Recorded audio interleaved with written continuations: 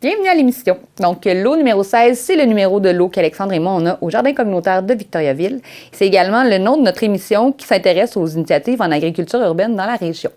Comme Alexandre et moi, on avait un peu besoin d'aide pour savoir comment jardiner, on s'est dit, si on allait voir ailleurs qu'est-ce qui se passe, puis qu'on s'intéressait à comment les autres fonctionnent. Alors, voilà. Voilà. Et cette semaine, on retourne sur notre lot pour voir l'évolution. Mia se découvre une passion pour le désherbage.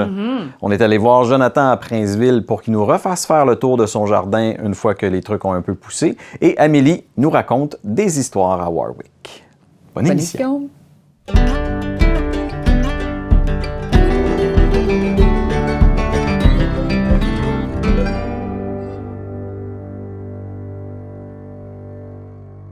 Aujourd'hui, on est au jardin. Ça fait 3 semaines qu'on a planté. 3 comme? 3 comme rare, 3. Semaine qu'on a planté, en fait, nos semences. Puis, on va pouvoir voir un peu l'état du jardin. Comme vous voyez, on a été un petit peu négligent. Donc, il y a beaucoup de mauvaises herbes à enlever. Ouais. Alors, c'est pour ça qu'on a nos fameux outils. Moi, je tiens à dire que on a des bons voisins de jardin. Merci René. Merci René. René qui nous a bien expliqué aussi là, que le lot qu'on avait, qu'on a cette année, n'avait pas été désherbé depuis à peu près 6 ans, ce qui fait ça prolifère dans l'herbe, fait que ça nous rassure. On sait qu'on a un terrain où les choses peuvent pousser. Mais René nous expliquait qu'avec cet outil-là, que je ne peux pas identifier avec son nom. Bien, sais-tu, moi non plus. C'est comme une espèce de gros truc comme ça. C'est une lame, en fait, qui va venir couper l'herbe sous son pied, littéralement. Ça vient couper la mauvaise herbe de sa racine. Mais bref, en bout de ligne, ce qu'on peut dire, c'est que la courge, surprenamment, il y en a qui ont poussé. On n'était pas sûr parce que les graines, c'était de quoi qu'on avait récolté, prélevé nous-mêmes sur des fruits. Puis dans les tests qu'on avait faits, il y en avait peu qui avaient l'air vraiment comme aptes à être plantés. Puis au final, ça a l'air de pousser, ça a l'air prometteur. Les capucines super bien. Sont sorties. Les haricots, c'est un buffet pour les chenilles, mais ça a poussé. Là, on est en train de chercher nos plants de betterave. Il y en a quelques-uns qui ont poussé un peu aléatoirement, mais ils sont tout petits. Puis on réalise que nos carottes sont pas particulièrement heureuses. Probablement. Parce qu'on va devoir faire le deuil de la carotte. Moi, je pense qu'on a aussi pas assez désherbé, puis on a peut-être comme pas porté assez attention. Fait qu'on va voir deuxième chance, on espère. Fait que, on se met en action. On y va. Je retourne aux betteraves. Du moins, est-ce que l'inspectrice des betteraves. Est-ce que je crois être des betteraves? Regarde, ça, c'est de la betterave. Ouais, OK. Qui est rouge avec les petites feuilles comme ça, avec le rouge. Ouais. Je pense que dans ce qui est carotte, peut-être que ça va être de la carotte. Ah, mais tiens, regarde, il y en a là. C'est ça, regarde, ça va être de la carotte. Fait que, on vous annonce, j'en ai une plus grosse. On vous annonce qu'on va avoir des carottes. Carottes! Mais je pense qu'elles vont nous faire comprendre qu'on n'a pas été assidus.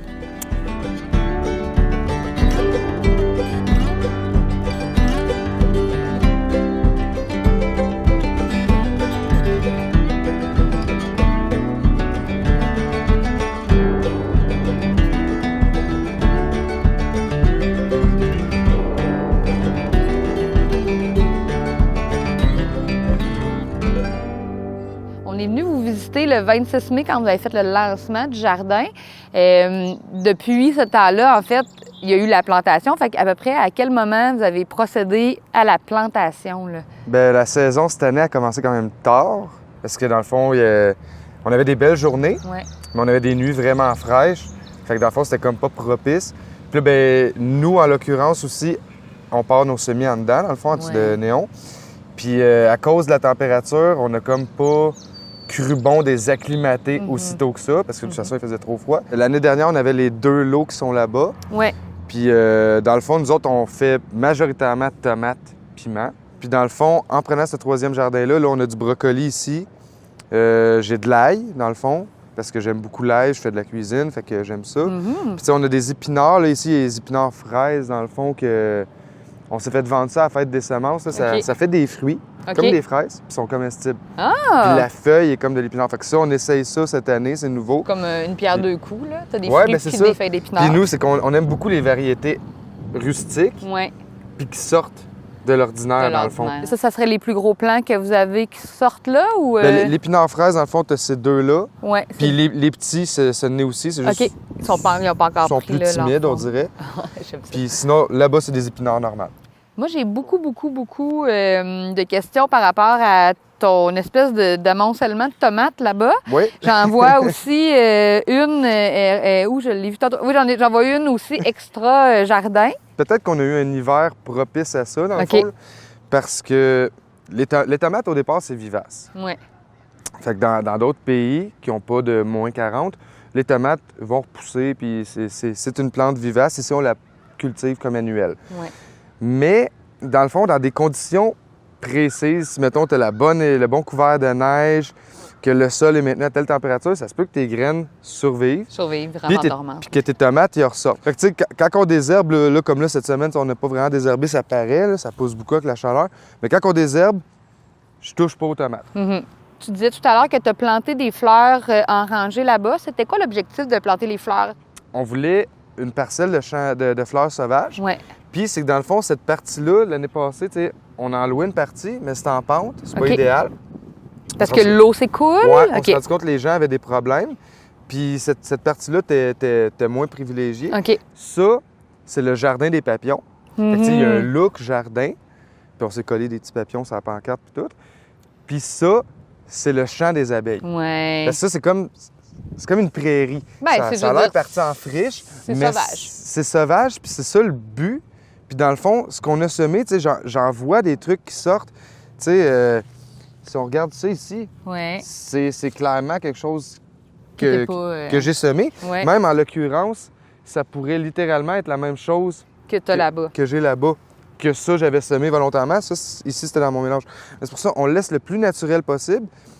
Puis j'espère que ça va donner suite. Puis j'espère que les gens vont apprécier. Mais en même temps, nous, à chaque fois qu'on vient, ce qu'on remarque, tu fais juste regarder la talle de trèfle qu'il y a là. Puis t'as beaucoup de vie dedans. Oui, tu sens. En tout cas, moi, je suis vis-à-vis, puis je le sens qu'il y a beaucoup de vie sur mes jambes. Il y a toujours des petits insectes qui viennent depuis tout à l'heure, c'est vrai. Puis c'est parce que, tu sais, il peut y en avoir des mauvais, mais tu envoies des petits insectes qui volent. Oui, on en a beaucoup ici. Ouais, puis c'est ça la biodiversité. Puis exact. Je pense ça contribue, hein, ils ont leur ça contribue. Là, tu sais, cette année, ça a l'air fou. Bien, ça c'est joli, mais tu sais, comme là, l'autre à côté, il est comme en jardin désertique. Tu te dis, ça a l'air de rien. Mais éventuellement, le but, c'est qu'il y ait des magnifiques fleurs au bout de ça, puis ça va être joli. Là. Je te remercie de ta visite guidée de tes jardins, puis aussi de tout ce que tu as mis en place depuis ton arrivée ici. Puis c'était vraiment très enrichissant. J'espère que ça l'est. Parce que nous autres, on est passionnés. Fait que... Ben, ça paraît. Ben, merci beaucoup. Ben, ça me fait plaisir. Il était une fois un petit pissenlit qui poussait dans un grand champ. Il était jaune, doré comme le soleil. Et il avait des amis des fleurs, des insectes, des coccinelles, papillons et même les petites fées du soleil qui descendaient avec leurs chauds rayons pour le chatouiller. Un autre de ses bons amis, c'était le vent. Le vent qui lui racontait des histoires de partout sur la Terre. Ah, Amélie, la conteuse. Ça devient d'où cette... les inspirations pour les contes, tu les prends où? Bien, je te dirais que je les prends vraiment dans le répertoire de tout ce qui a été fait par des jardinières d'enfants, professeurs de la pédagogie Waldorf. T'sais, des fois, c'est des traductions de femmes qui ont fait, ou des hommes, des professeurs ou jardinières d'enfants américains. Moi, j'essaie de les traduire. Je te dirais que dans la pédagogie Waldorf, comme on s'est intéressé énormément au cycle de la nature, mais il y a des contes beaucoup, puis ça parle beaucoup de nature. Alors, le vent venait lui raconter toutes sortes d'histoires. Des histoires des choses qu'il avait vues en passant sur un lac. Des choses qu'il avait vues aussi en passant au-dessus d'un champ presque désert. Ou d'aller dans les hautes montagnes. Mais une chose que le vent racontait, qui impressionnait le petit pissenlit, c'était les histoires qu'il avait vues la nuit. Puis, est-ce que vous voyez quand même un impact que ça a envers, par exemple, un groupe comme ça qui va ensuite travailler le jardin? Moi, je pense que l'impact, c'est progressif. Puis, tu sais, comme parent aussi, je vois que c'est des graines qu'on sème, en fait. Hein? Puis ça touche l'émerveillement, ça touche la conscience. Mais c'est vraiment quelque chose qui va, justement, tu sais, comme le jardin, ça prend son temps puis ça fleurit. Mais moi, je pense que si les enfants, la première chose qu'ils apprennent, c'est dans le jardin, de respecter les choses, ben ça va être déjà super. Parce qu'il y a des crapauds, là, il y a toutes sortes de petits insectes, toutes sortes de plantes, mais... Il y a du merveilleux dans le jardin. Il y a du merveilleux, tu sais. Puis si tu l'observes, puis tu le blesses pas, mais il t'est offert. Un jour que le vent avait raconté une histoire très, très, très intéressante au pissenlit. Devinez quoi? Il avait pris la décision de rester ouvert toute la nuit. Est-ce que c'est arrivé au courant du printemps, là, où vous développiez ces ateliers-là, ou dès le départ, c'était su que vous alliez faire du conte en plus? Non, c'était pas su. C'était pas su. J'en ai fait un avec la sortie des deuxièmes années, puis j'ai vu que c'était vraiment bien. Puis comme ça a vraiment sa place dans cette école-ci avec la pédagogie, mais c'est plus comme ça. C'est venu, puis on a vu, wow, OK, ça fait un exercice qui les centre, qui les ramène vers l'intérieur, puis après ça leur donne une direction peut-être davantage. Les filles étaient à côté de lui, puis disaient, mais qu'est-ce qui va se passer? Tu sais pas, tu es pas fait, c'est pas ta nature de rester ouvert la nuit. Tu sais pas qu'est-ce qui va se passer avec toi. Tout le monde s'inquiétait un peu pour lui. Bien, merci beaucoup. Merci beaucoup aussi à vous. Puis bon jardinage. Et le matin du 5e jour, il s'est ouvert. Pensez-vous qu'il était transformé? Oui. Pensez... Il ne ressemblait plus à un soleil. Il ressemblait à une boule argentée. Ses amis étaient « Mais on ne te reconnaît plus! Tu es métamorphosé! » Puis le petit pissenlit a dit « Mais c'était mon expérience qui m'avait transformée. Maintenant, j'ai trouvé la lune tellement belle que j'ai pris son apparence. » Puis là, les filles, puis les autres fleurs disaient « Mais oh, on voit que la lune est tellement belle, mais les étoiles, les étoiles! » Puis là, le vent coquin, il a passé à côté du petit pissenlit, puis il a fait « Puis là, toutes les petites aigrettes de pissenlit se sont mis à voler. Puis le vent a dit « Mais voilà la beauté des étoiles. » Alors depuis ce jour, le pissenlit naît comme un soleil, ensuite se transforme en lune, puis ensuite lance ses petites semences comme les étoiles dans l'air.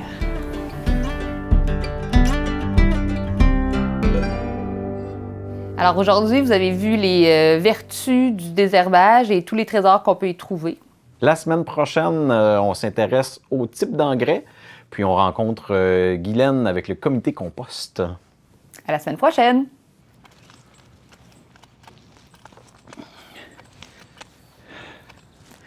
Oh shit, Qu'est-ce qu'il y a? j'ai pilé sur le plant de tomate. Gringo! Ils sont déjà pas très bien en bon point. Désolé, petite tomate. Certains, il faut que tu sois désolé.